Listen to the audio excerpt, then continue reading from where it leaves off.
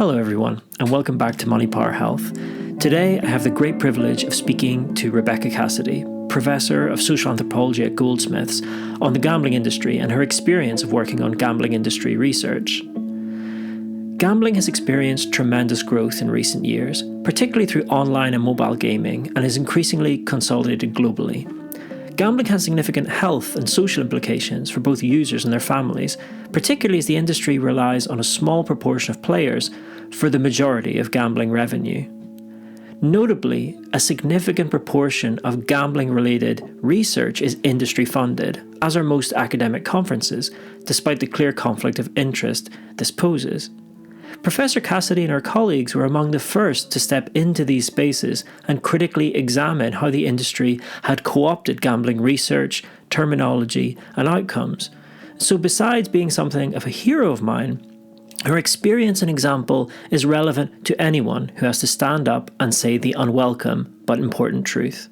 I hope you enjoy this conversation as much as I did. Rebecca Cassidy, hello and welcome to the podcast.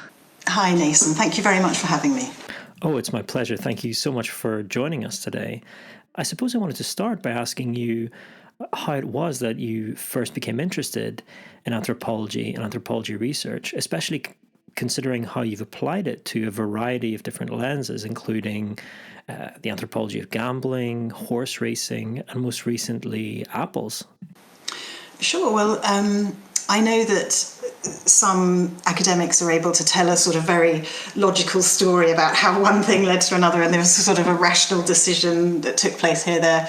I don't have that sort of seamless progression story to tell. I was actually studying philosophy, and I found it very challenging, but also quite frustrating at times, because it was very abstract, and to me some of the questions I was asked didn't have real consequences. So I remember one of the essay titles that I was working on when I decided perhaps it was time for a change was something like the present King of France is dead. Examine the truth value of that statement. And I just, I thought there must be more to life than this. So I started to misbehave, basically, and I was bunking off lectures and not really concentrating. And it coincided with a visit to my college by a really talented anthropologist called Steve Hugh Jones, who has remained someone who I've taken a lot of inspiration from. And he was talking about his fieldwork with the Barasana in the Colombian Amazon. And I just thought, not only is this person charismatic and smart, he's telling me about, the creation of other possible worlds in, concrete manifestations of those worlds. And this is really what I want to learn about. I want to learn about places where things are done differently, and I want to learn about new worlds. I'm this world, it seems rather self-indulgent and Euro-American. Let me get out there. And in particular, I was really taken by this idea that for the people that Steve worked with, there was no single separation between people and animals. There were all different ways of thinking about that. Animals were also subject of lives. They just happened to be in different sort of physical envelopes. And it just really, with that moment where you think, wow, I've been so constrained in my thinking. I've become such a sort of dull person. And here was Steve, and he had with him a snake, a massive snake from the Amazon. All sorts of things conspired to mean that I switched from philosophy almost immediately and started to actually become excited again about my studies. And so I was very excited and desperate to get out onto field work. So that was in my third year. So that's how I found anthropology. And I think it's quite similar for lots of people, because it's not something we study at school. Yeah, I mean, it's not something, I have sons, and 3 sons, and it's not something that they've been introduced to at all at school, or not something that you really hear as you don't hear children saying, I really want to be an anthropologist. It just doesn't come up that much, I suppose. Yeah, exactly. And I really hope that some of the work I'm doing will perhaps contribute to that changing, because I really, really believe in anthropology. And I've been so fortunate to be able to study things that interest me through the vehicle of anthropology, and to work with colleagues and students who are also, investigating questions that are really important to them, using a very broad set of methods and approaches. And I think anthropology can really breathe life into a problem in a way that, other more narrow theoretical perspectives, can perhaps limit. So, I'm a great advocate of anthropology and encouraging young people to come along and take a taster or see what it's all about. Oh, for sure. And I guess one of my first interactions with anthropology, coming from a more bench science background and then transitioning into public health, was actually some of your work on gambling and the gambling industry, which was really interesting. And I just guess wanted to ask how you moved from that early interest in anthropology, anthropological approaches, to studying gambling and gambling research, which to me seems a bit of a far cry from, I guess, what I think of as the archetypal ethnographic research in some faraway place. Yeah, that's quite right. So again, this is I'm going to tell you the real story rather than I could look back and create some narrative about how I found this problem and I decided I would need to answer it, or I had this calling. But actually, I was working on horse racing, and my first job had been as an intern on the Racing Post, actually the daily newspaper for horse racing in the UK. And I really wanted to be a sports journalist at that time. But I also wanted to pursue my interest in anthropology. So I looked around for funding, and there was a project where I was supposed to go to Albania that I got the funding for. And Albania then very sadly had a civil war, and I wasn't allowed to travel. So I became a security guard, and I was working nights, and in the daytime, a bunch of us security guards would go to the bookies, and we would go to Newmarket because we were in Cambridge, and we watched the horses training. And I was just, again, I've always been a person who loved horses and riding, and I didn't know anything about this world, but I was again captured. And so I went back up to Edinburgh, actually, to George Square, which I don't know if you're in George Square at the moment. I am. All right. Well, I spoke to my supervisor, and she is a brilliant anthropologist called Janet Carston, and she agreed that I would be better suited to working on horse racing. So let's just do it. And so I started working on horse racing, and betting was part of that, but it was an integral part of that. And so I was looking at gambling as something that had a deep history and cultural significance at that time. And it was only later that I started to focus more on gambling. I was primarily interested at that time in ideas about fertility, class, gender, power, as you are. And all of those things came through thoroughbred breeding for me, and uncertainty and risk and so on, not really through gambling.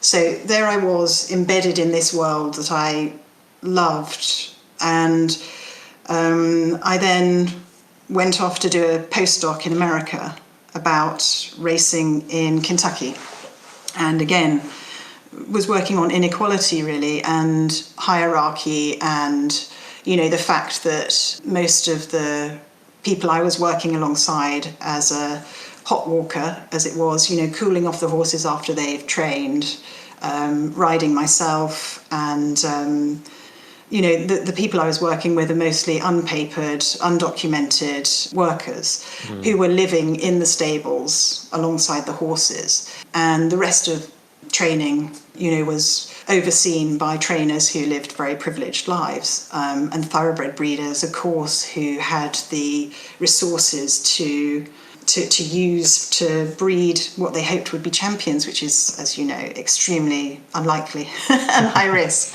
So it was this kind of conspicuous consumption alongside, people who were very, very sort of poorly resourced. So again, that was my interest in inequality. And it was only really when I got my first job at Goldsmiths and there was an advertisement for some funding that was the moment that I turned to gambling. And it was really because there was money available. And my head of department, who was very savvy, said, you must apply for this money. It's ESRC and Responsibility in Gambling Trust joint program. And I said, well, do you know what the Responsibility in Gambling Trust is? And he said, absolutely no idea, but it's ESRC. So apply for this. You need to get external funding in order to be taken seriously. And so, I often look back on that and think,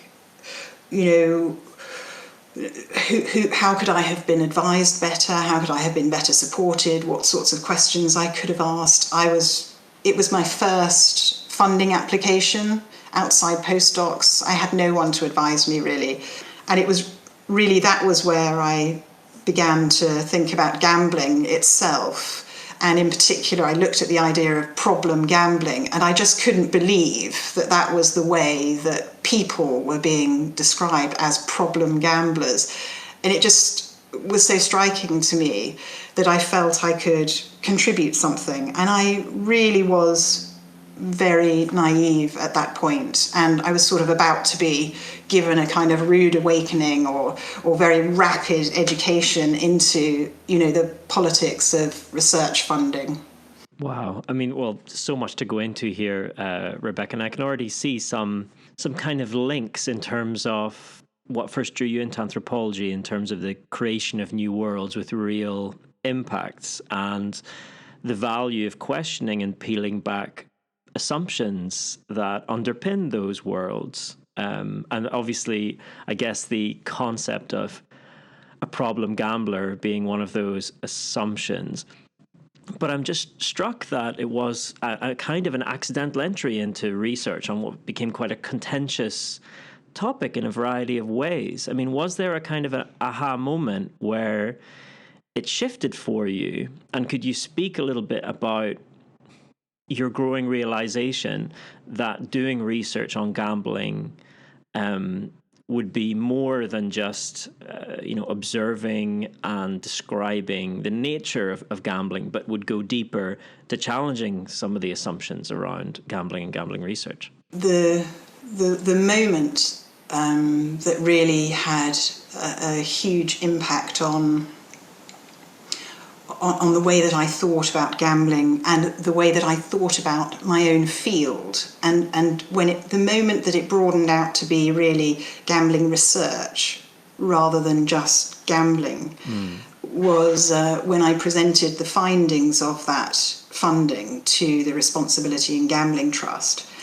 And at that time, gambling research was, and actually, it still is rather small. But at that time it was tiny, and it was very comfortable in its own skin. It was calm, and, people expected to encounter both industry and colleague researchers at conferences, and for industry to be given a seat at the top table and to be guiding the discussion. And these things were entirely natural at the time when I walked into gambling research, which I learned, as one does, to find my place in that field.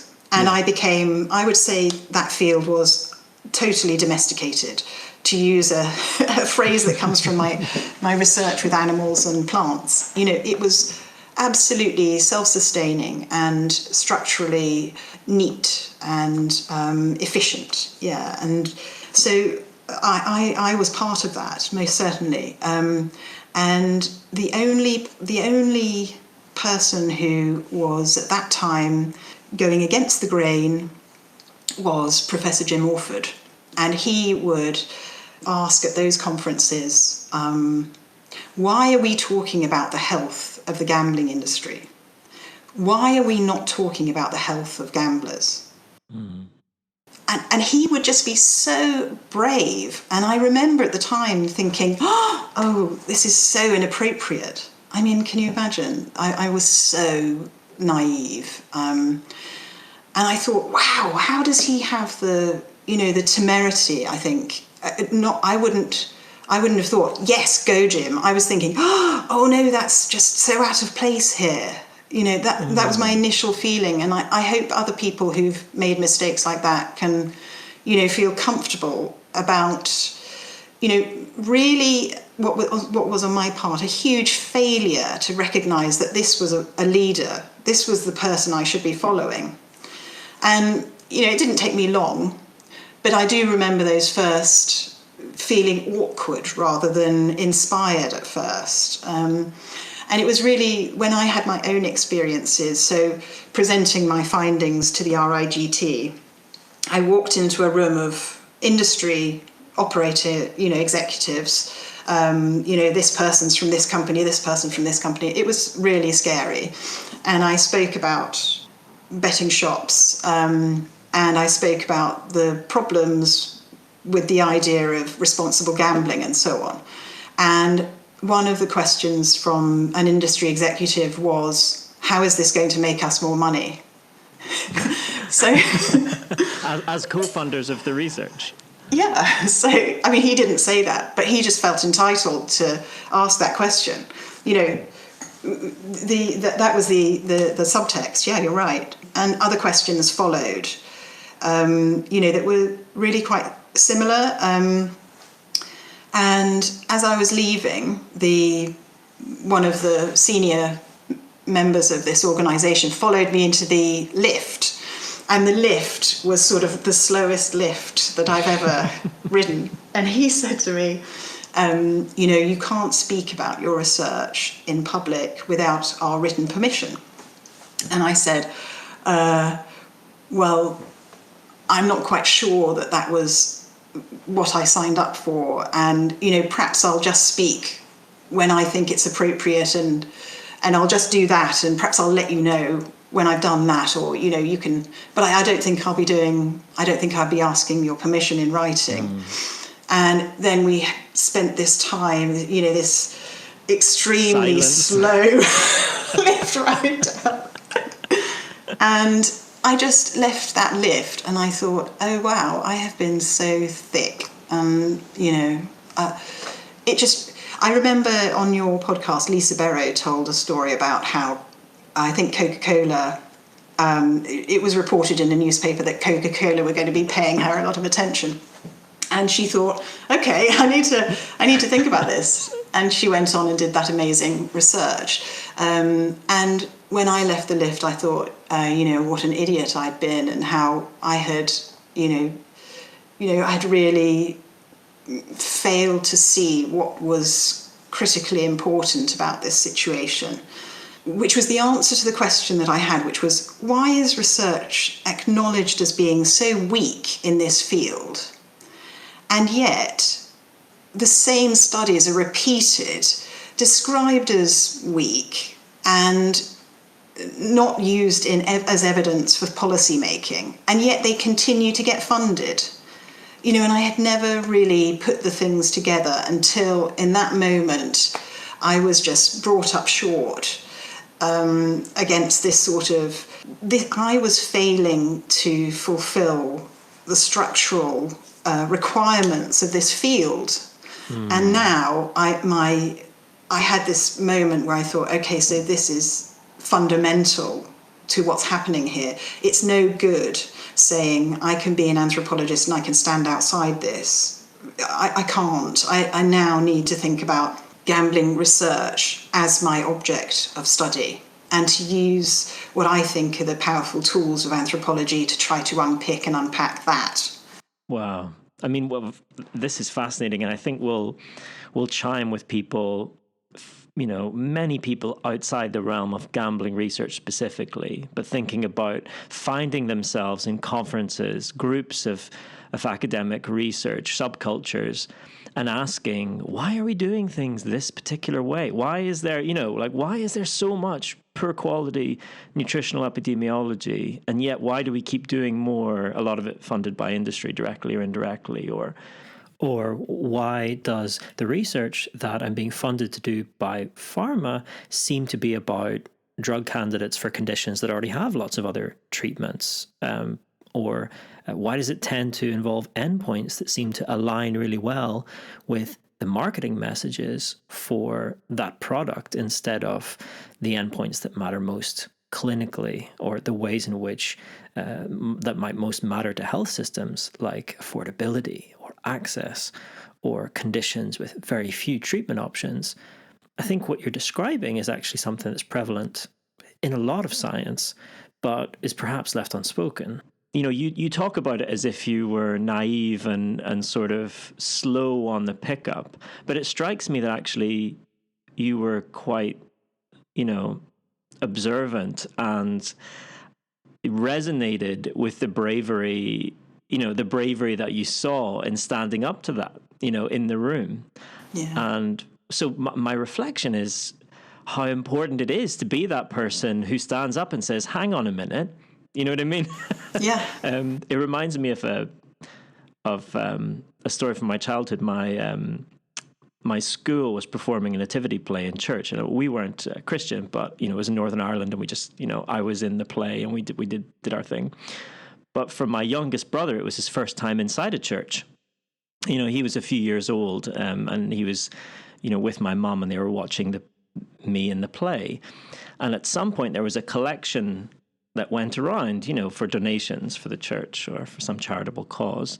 And my mum gave my little brother some money, and he put it in the collection box. And then, the aide or whatever, took the collection box away, and my little brother suddenly realized that he wasn't getting that money back, and that they were just taking that. And he started screaming at the top of his voice, "He's got our money! He's got the money! He's taking it away!"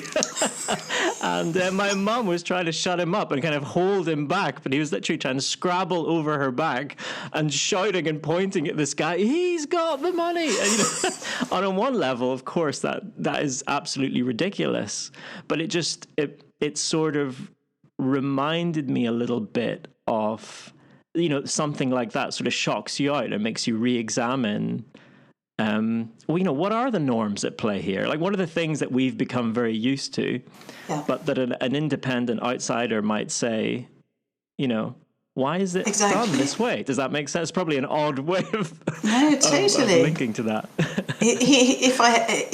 I would have tried to convert him to anthropology had I known. So, yeah, he sounds like so many things we do because we see, they are ritualized, they're part of everyday life, and so we're encouraged to take them for granted. And that's exactly what anthropology is good at doing, saying, hang on a second, how is it that, this person gets the money and not me? Or, how is it that everyone's willingly giving this stuff away? I don't get it.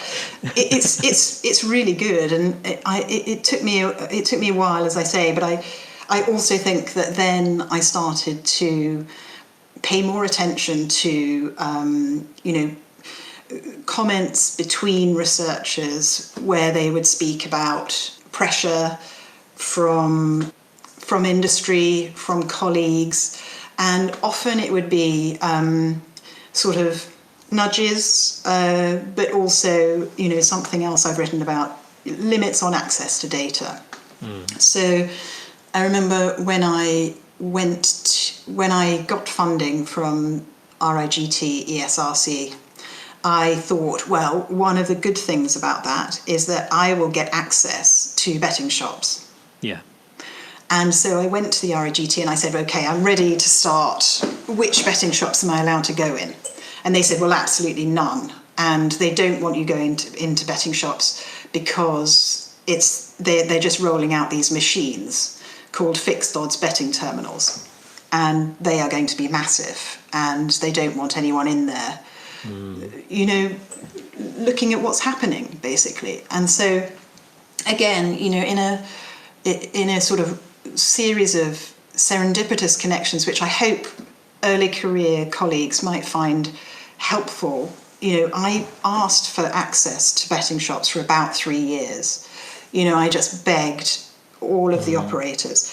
And it was actually at a conference that I was attending where the operators were speaking, and the guy sitting next to me was being really critical of them. And he was sort of yelling at them. And, you know, eventually he turned to me and was kind of, who are you? What are you doing here? Sort of thing. Oh, God. And I said, you know, I'm an anthropologist. I really want to work in betting shops. And he said, well, but, you know, none of the big operators will allow me to go in them. And he said, well, you can come in mine. My enemy's enemy is my friend. You know, and he just wanted to be disruptive. And he thought this was one way of doing it. And so he said, in you come. And that was how I started working in betting shops. You know, on the other hand, I had been to speak to the Trade Association of Betting Shops, representing owners of betting shops. And, you know, the nudges there I had experienced were, oh, it's so great that you're an anthropologist, so you'll be able to write about, you know, all the important social interactions that take place in betting shops and how wonderful they are as at the centre of the community, and, you know, how people flourish in their environments and stuff. And I thought, wow, this is really, I mean, I did work on some of those things, and I think some of those things are really useful observations. You know, betting shops are really complex and interesting spaces, and I try to preserve that complexity in my work, but to have it rammed down my throat in that sort of uncomplicated way was again another moment when I thought, wow, you really think that I'm going to write about this because you've prompted me to do that. This is really worrying. And so that's when, I started to talk to colleagues, and, you know, off the record they would tell me really worrying things about how their research was shaped by the industry. And at that time it was, you know, RIGT became some other set of letters, and then I think it became, it's now Gamble Aware, and you can see how its name's changed over time. And they had representation of industry on their boards. And gradually over time they have changed that membership so that they have reduced industry representation, and it's my understanding that they've now reduced that to nil. However, you know, the legacy of representation and the time when I was coming up, it was you know, there was a person there who wore a lot of hats for the gambling industry and for Gamble Aware, as was. And it was during the time of FOBTs.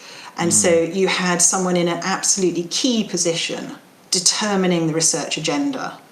And, you know, arguing for the legitimacy of machines that were basically roulette. I don't know if you ever saw them or had an opportunity to use them. The fixed odds betting terminal machines.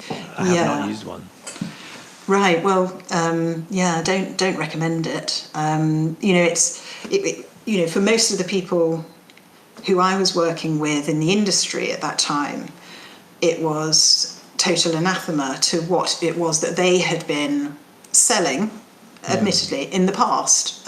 You know, the traditional betting operators were working on horse racing, primarily, and then dog races, filling the gaps between horse racing. But they worked on the basic logic that about 40 events each day was a kind of sensible offering in a shop, so that people had time to reflect and think about their next bet, and on they would go.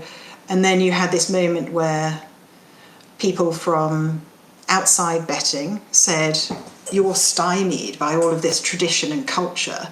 When it comes down to it, all you need to do is to provide as many opportunities to spend money, i.e. to bet, as you possibly can in any period of time. And really, what are the limits of that? Absolutely none. Yeah. So instead of you know, this sort of rich tradition, if you like, of betting on horse racing, which was where I came from, it was totally, usurped by what I would call gambling, in contrast to betting. So you've reached this realization where there are problems beyond, the specific topics you're covering, and you're starting to think of gambling research itself as an objective of study, as an objective worth exploring further. But what happens next? I mean, I'm just curious in some of the work you did that followed, and how one approaches something like that, so vast and potentially problematic. When you step back and you say, I'm actually going to look at what's driving this or what's problematic about this, and make myself potentially even less popular in those rooms that I felt mildly uncomfortable in before. Oh, I didn't know the heights of unpopularity that I could reach. So I was really fortunate in getting I think it was 2010.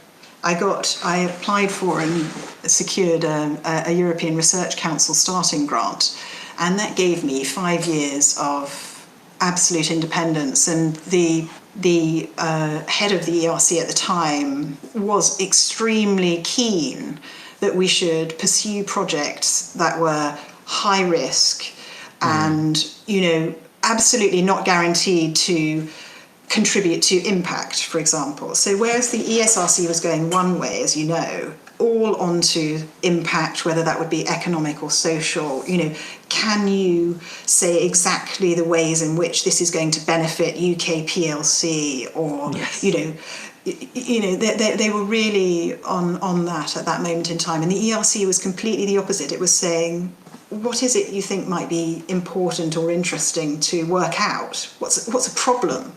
We might not be able to answer it in the course of this project, but that's what we want you to think about. And so I said, that I wanted to use anthropology to look at gambling as a global phenomenon and as a commercial phenomenon, not just a social phenomenon. But to keep all of those sorts of pathways going at the same time, to be a sort of cumulative, multidisciplinary, long-term, comparative.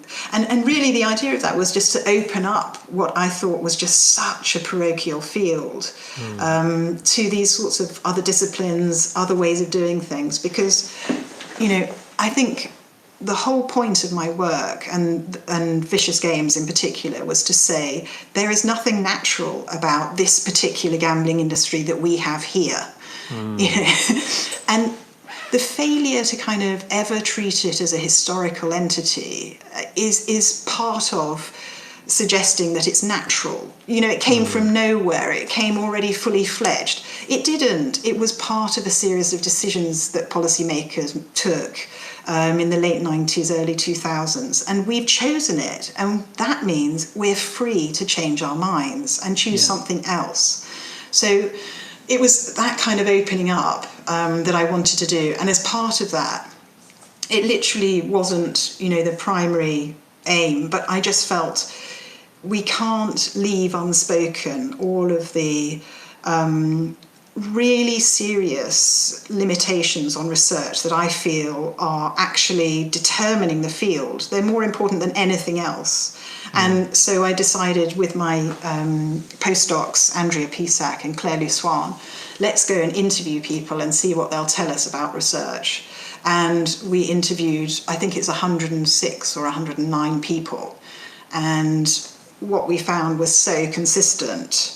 It told a really coherent story. And also what we did was we just used loads of diagrams because we felt that policymakers were just impossibly kind of busy and resistant to reading papers. So we came up with this sort of report called Fair Game, which has cartoon-like images in it.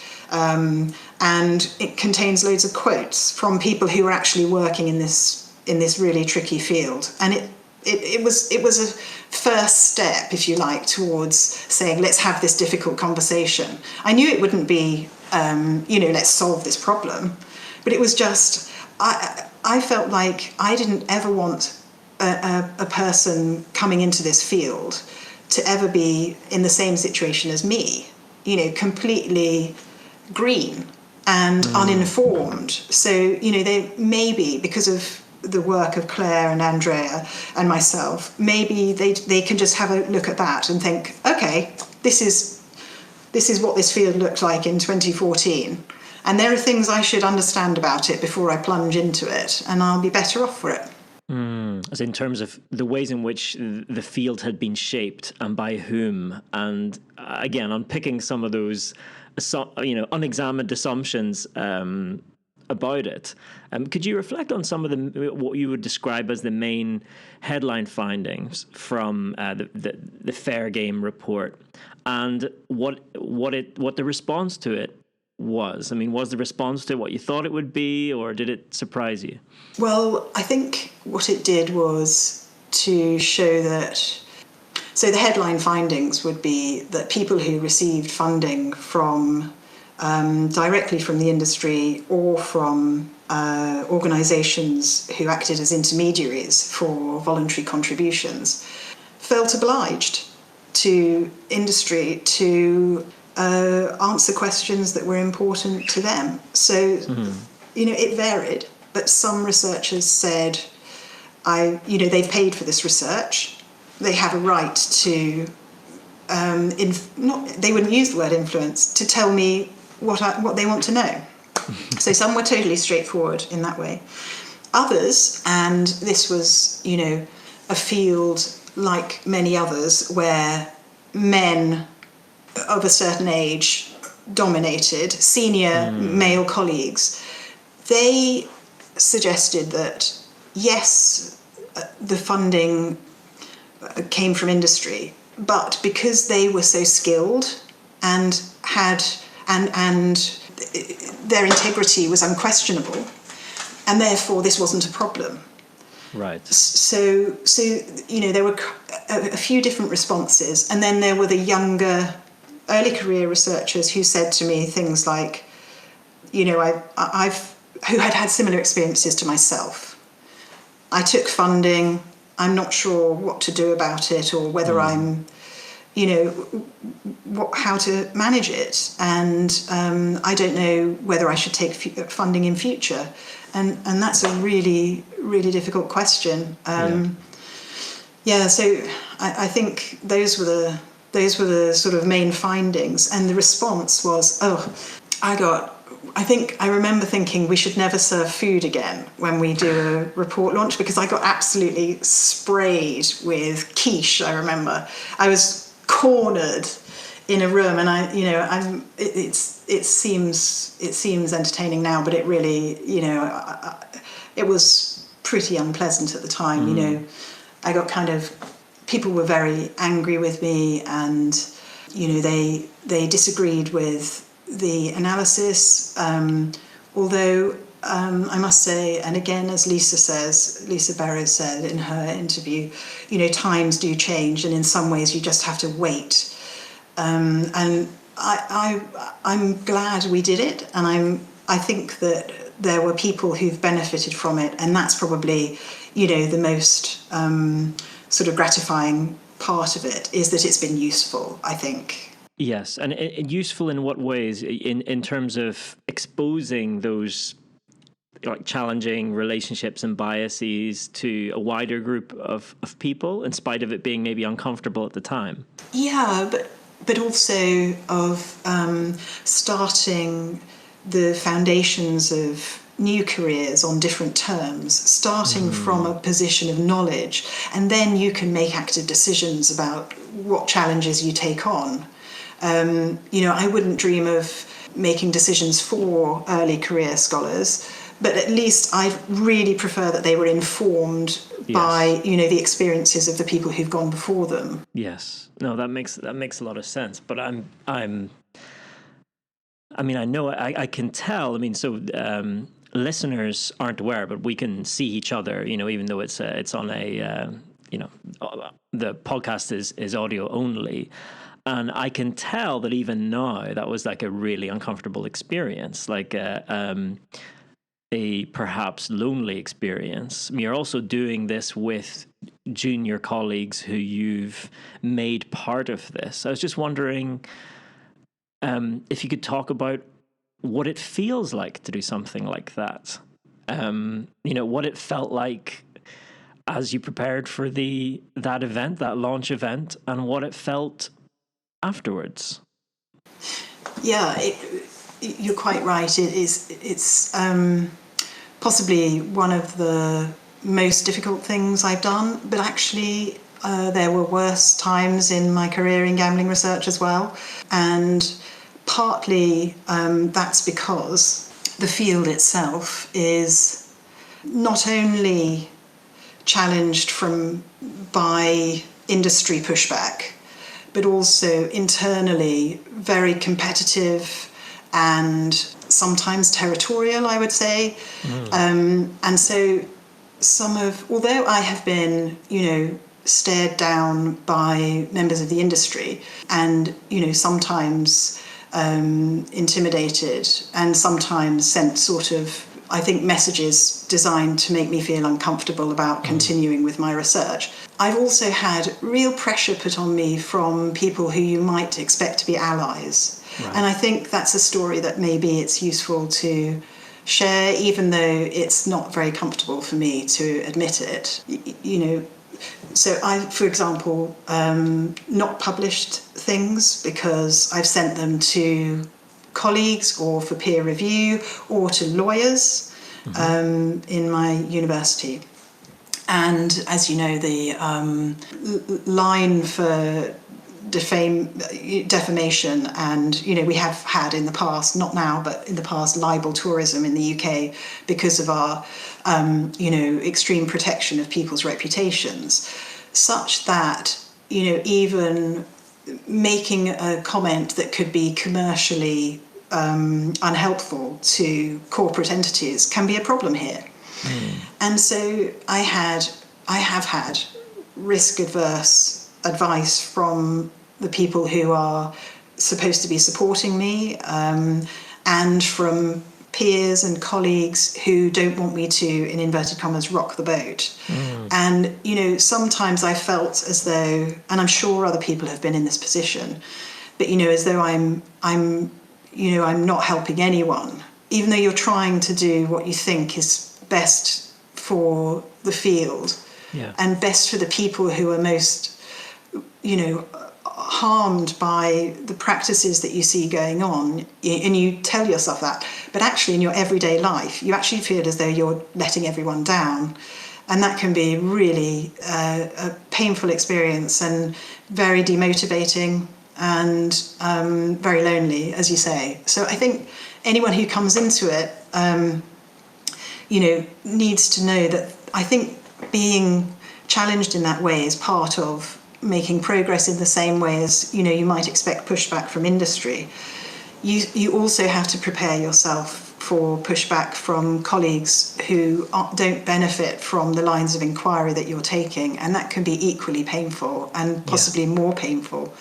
Wow. I mean, well, thank you so much for sharing that reflection. I think just as your Fair Game report, as you mentioned, your Fair Game report did, I think even speaking about this openly is equipping other people with the knowledge of what can happen. Like what are some of the consequences of impactful research, particularly where you almost have these like deeply embedded problematic roots, and there's no way around the pain of pulling them up and examining them. Yeah, thank you for the arboreal metaphor, now that I'm working on apples. Yeah. That's true.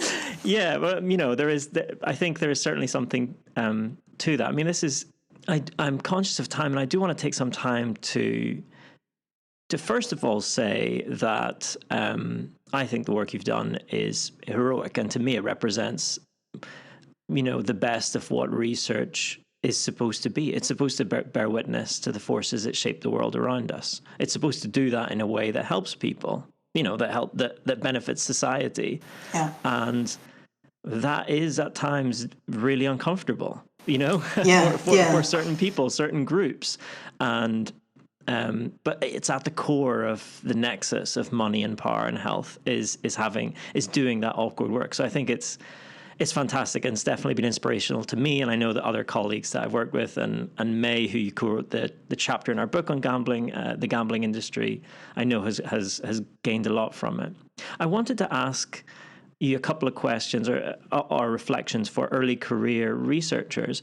But first, I wanted to talk about your exit from gambling research, because you were embedded in this world and you did this research that was in some ways, groundbreaking, but also uncomfortable, as you mentioned, in personal ways. If you could talk a little bit about your transition into apples, what your reflections on that, and then maybe on that basis we could talk a little bit about advice you might have for early career research, as they make these kind of decisions. Yeah, sure. So again, it wasn't a sort of plan as such, but I was very happy to step away from gambling. There was a moment in time when it's not just about it being tough, although I actually, I don't relish the pushback. I actually, I dreaded it actually, and I didn't enjoy it, and it didn't push me on. I actually found it made me quite anxious. So I think that's okay as well.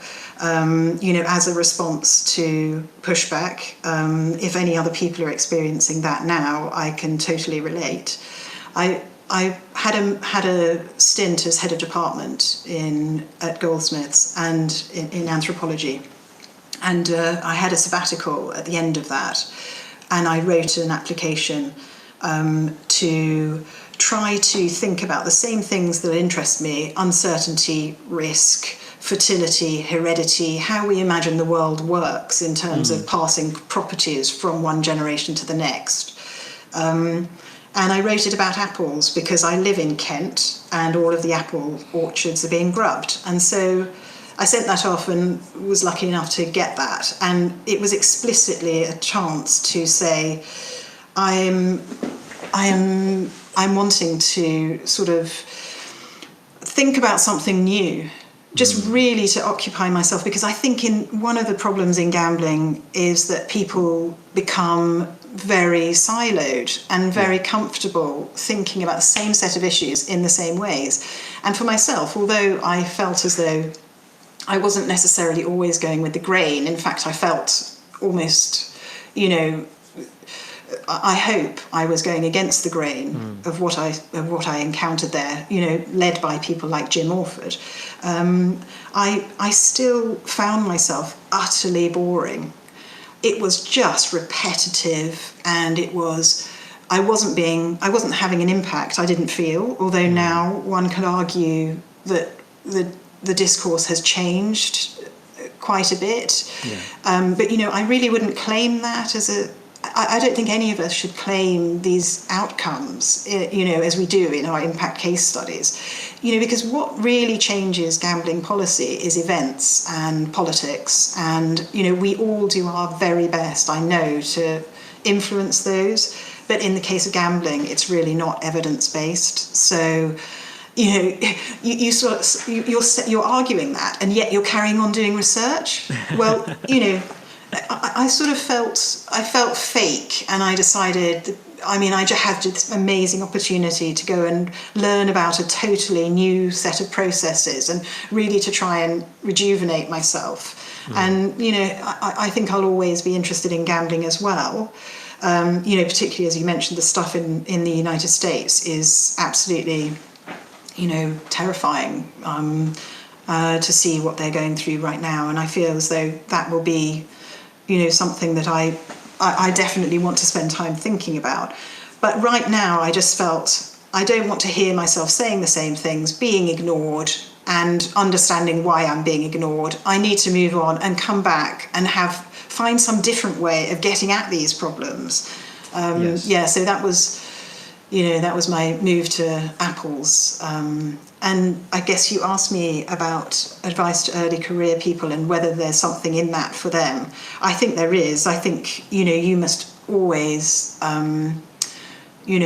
look at what it is you're fascinated by and what you think is important.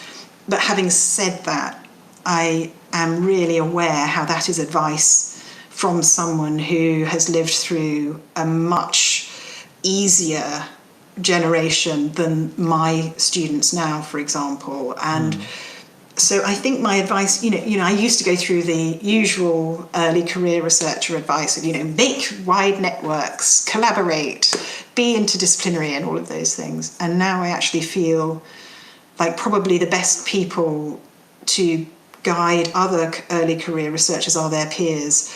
I learn so much from my students about the new world that we inhabit as academics, resource poor, very much influenced by agendas that are, newsworthy or whatever they might be. How to resist those pressures is, I think, something new to people of my generation.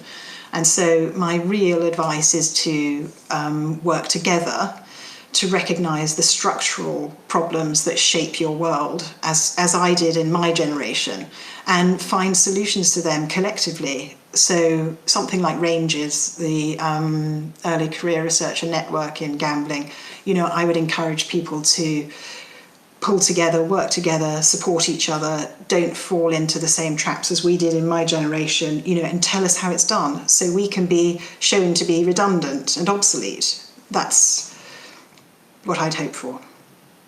No, I think that's a really powerful reflection. And I think, gosh, I feel like we could have a whole other episode on managing that tension of feeling like you're working on something that you care about a lot, but feeling powerless and almost disappointed with everything that you do in that, and that you're letting everyone down within that, in part because of how much you care about it.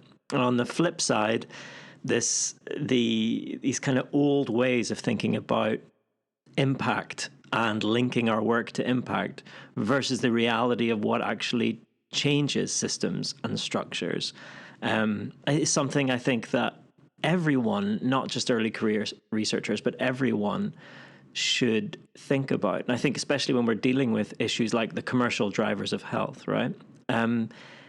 There isn't going to be a simple, well, I'm going to do this grant and then it's going to have this impact and then we're going to solve the multi-dimensional influence of commercial actors on research or on policy.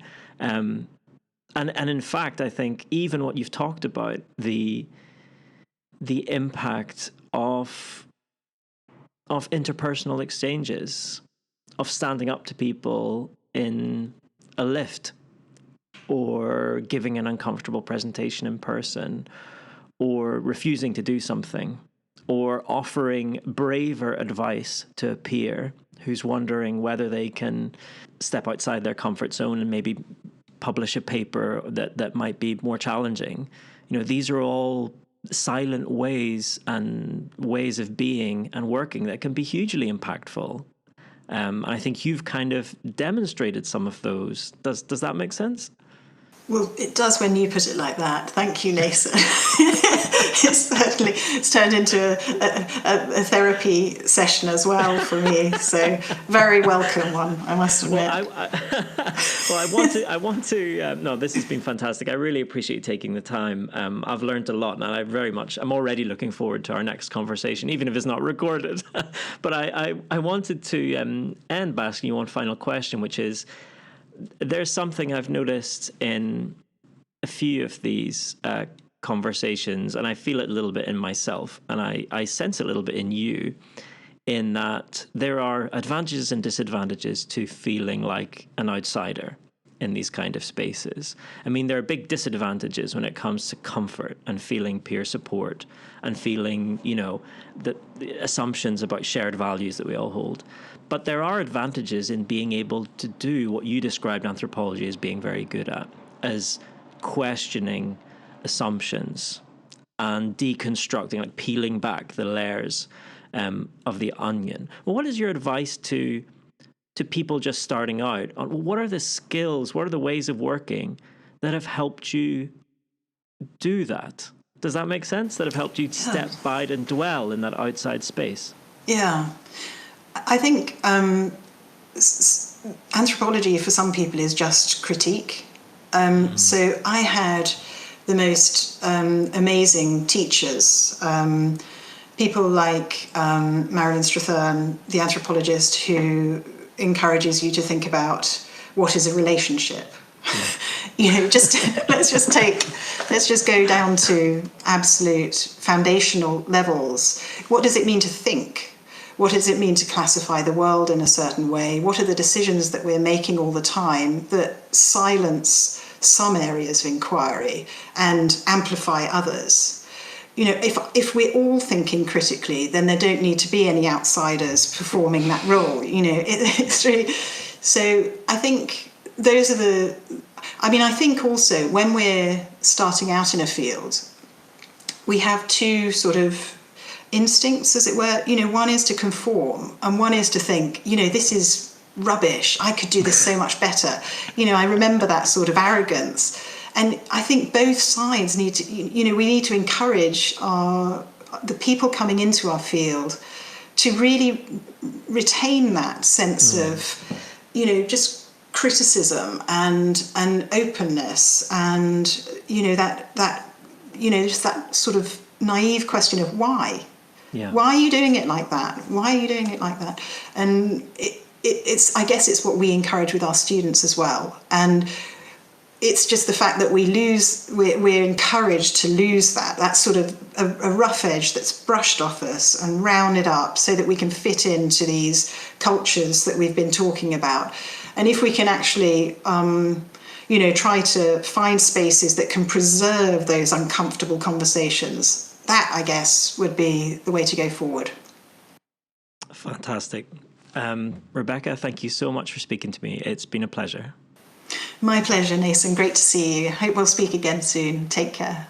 Well, that's it for another episode of Money Power Health. A huge thanks to my guest, Professor Rebecca Cassidy, for being so honest and open and giving of her time and her reflections in doing research on a difficult topic at a particularly sensitive time. I hope this was useful to you. It certainly was for me in thinking through what it takes to do truly disruptive research and to take a step back and ask why it is that we're doing the things we are doing and what powers we are serving versus threatening in those spaces.